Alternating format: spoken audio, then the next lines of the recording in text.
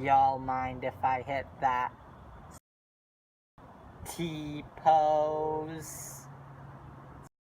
Fellas, I know how we all like to hate loss, and how it's the worst meme that should die off. But I'm going to explain why we should not destroy loss, okay? Listen to me. And listen.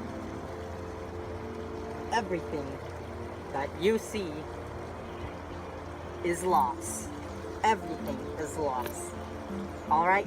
What I just did is loss. The universe is made of loss. Everywhere you look, it's loss. Okay? If you look at your DNA, it's loss. Every me. Look, these images, just random things around us, loss.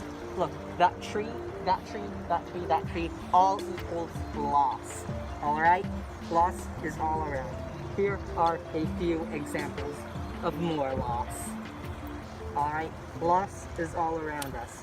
If we destroy loss, we destroy the universe. Alright? I know. That's a lot to take in. But it's just going to have to be that way. Life, well, the universe does not care what you think. The universe continues doing what it is doing. It will never stop what it's doing until it gets destroyed. A Bambino.